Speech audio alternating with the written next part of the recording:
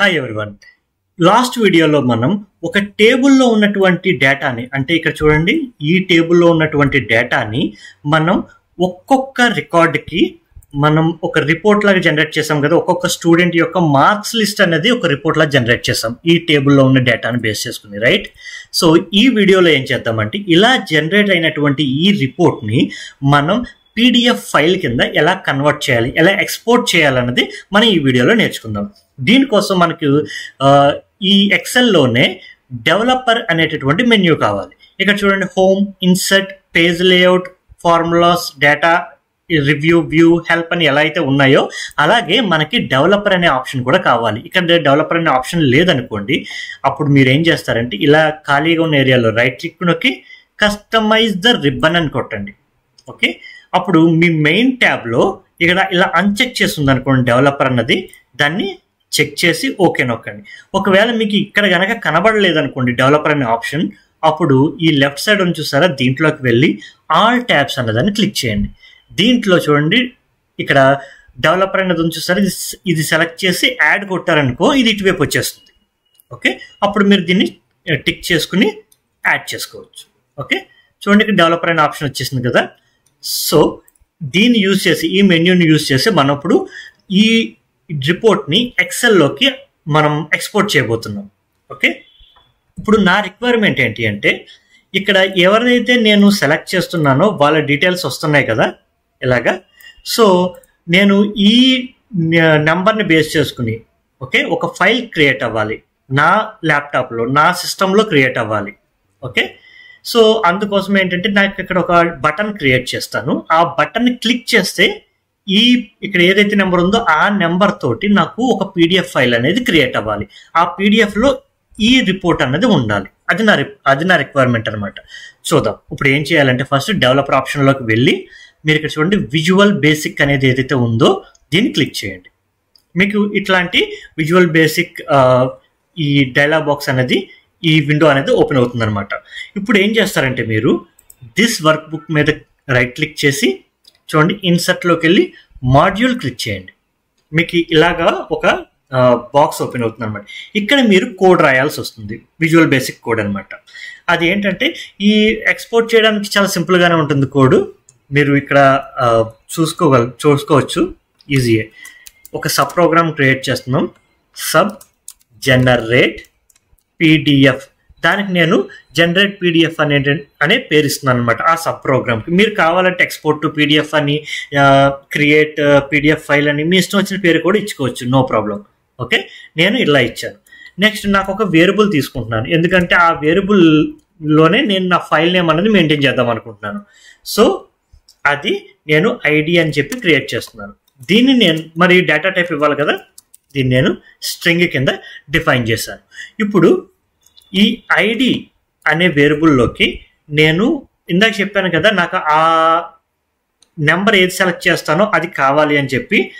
చూడండి, అది ఎక్కడుంది, B1లో ఉంది కదా.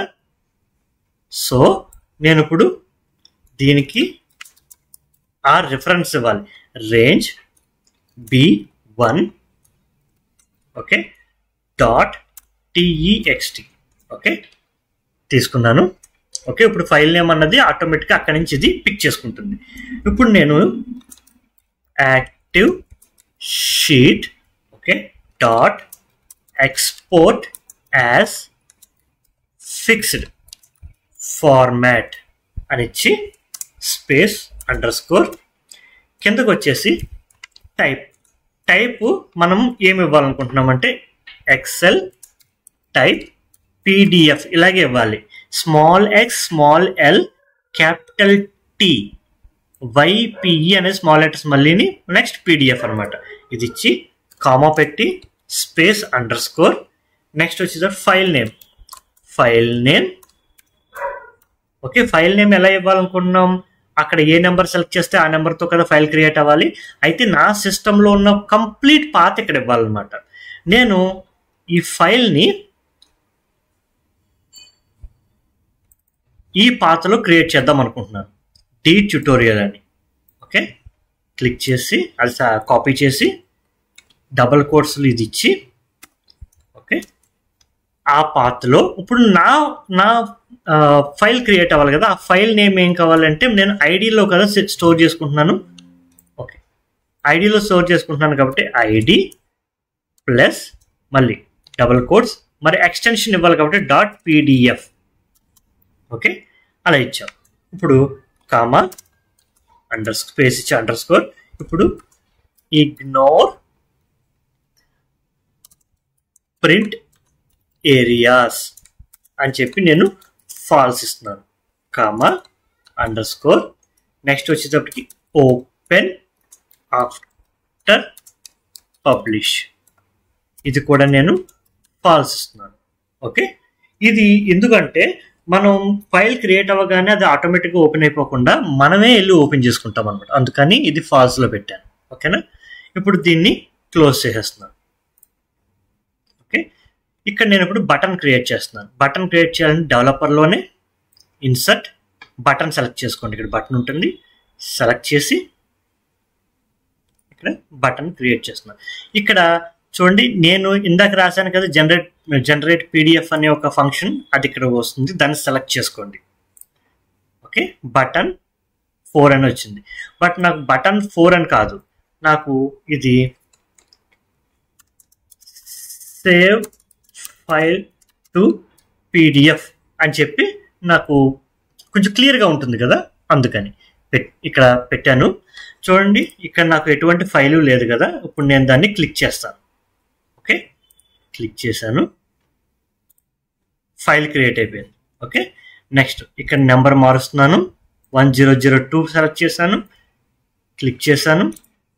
చూడండి, ఇంకో ఫైల్ వచ్చింది. ఓకే, అలాగే ఈసారి 1007 నొక్కాను. చూడండి, 1007 పేరుతోటి ఒక ఫైల్ క్రియేట్ అయింది. మీరు ఇవి కనుక ఓపెన్ చేసి చూస్తే ఆ ఎక్సెల్లో ఏదైతే ఉంటుందో ఆటోమేటిక్గా అది ఇక్కడ డిస్ప్లే అవ్వడం జరుగుతుంది. ఇది 1001కి. ఓకే, అలాగే 1002కి.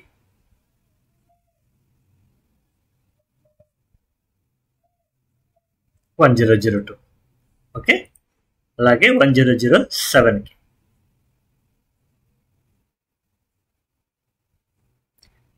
ఈ విధంగా మనం ఎక్సెల్లో ఉన్నటువంటి డేటాను ఆటోమేటిక్గా ఒక సింగిల్ బటన్ క్లిక్తో మనం పీడిఎఫ్ని జనరేట్ చేయొచ్చు అనమాట. సో ఇది ఇవాల్టి వీడియో. మా కంటెంట్ మీకు నచ్చినట్లయితే లైక్ చేయండి, షేర్ చేయండి, ఇంకా సబ్స్క్రైబ్ కూడా చేసుకోండి.